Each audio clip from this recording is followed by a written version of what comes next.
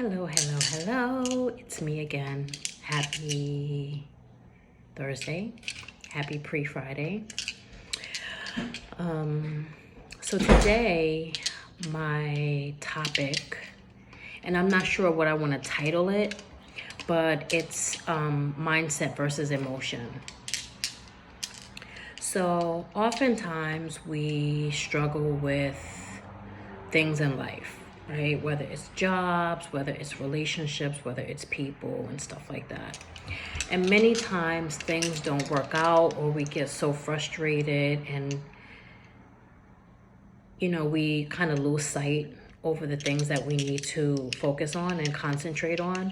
And a lot of the time, the reason that happens is because we remove with emotion instead of mindset. And sometimes emotions can be a liar. Emotions lie sometimes because emotions can be very tricky. Emotions sometimes run through very irrational channels.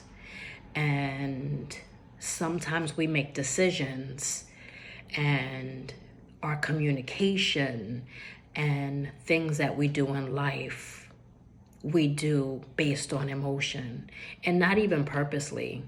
It's just we're human beings and that's how sometimes we move.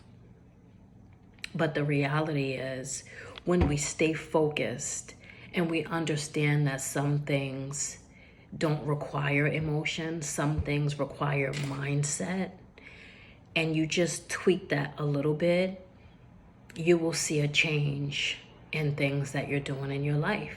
You will see change in relationships. You will see change in movement. You will just see change in your life. Because sometimes the things that happen and the things that we do don't always require emotion. Sometimes it requires your mindset, your thinking patterns. Sometimes you have struggles with colleagues or family or anyone. And sometimes our reaction is based on emotion. And if we just remove the emotion from it and concentrate on the facts, the mindset of things, we can travel through life a little bit better, and also we can excel and develop ourselves into a better version of who you are. I'm not saying that some things don't require emotion. Some things absolutely do. But some things don't. Some things don't. And we have to understand that and, move appropriately. Don't always respond or react through emotion. Think it through, think it logically. Mindset sometimes equals rationalizing, and emotion sometimes equals or is equivalent to emotion and irrational. So when you are communicating with people, whether it's your colleagues, whether it's your friends, whether it's your families, don't always perceive it through emotion. Sometimes try to perceive it through mindset, through facts, through logic, right?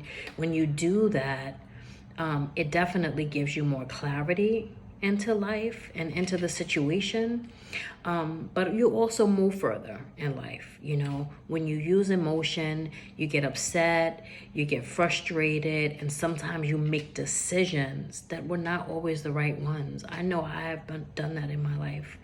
And when you look back in hindsight to those things, you realize that wasn't really the best decision. If I would have just removed how I was feeling versus what it was, it could have shifted and changed the whole perspective of the situation. Sometimes I've heard people say, oh, like these people, they're in high places and they have this and they have that, and they're like such a bee or so nasty and stuff like that. But that doesn't really have anything to do with focus and mindset. It doesn't.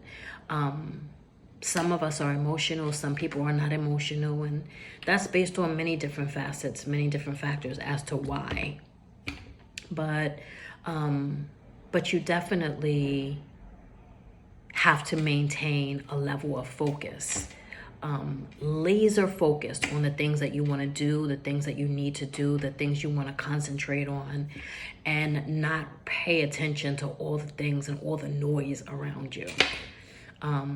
Move into your rational thinking process, move into your rational way of thinking so that you can focus and you can perceive things in a way that is going to maintain success for you, that is going to maintain growth for you, and try to see things from that standpoint, because that is going to elevate you ultimately. It is going to make you is going to shift you into a different space.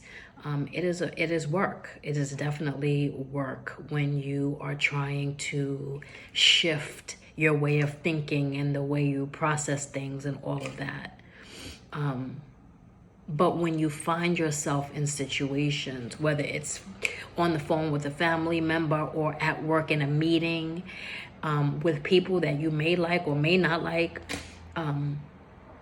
when you find yourself starting to feel something that is going to create a negative connotation or a negative outcome, remember to shift your emotions. Remove your emotions from the situation. Sometimes your emotion has absolutely nothing to do with this.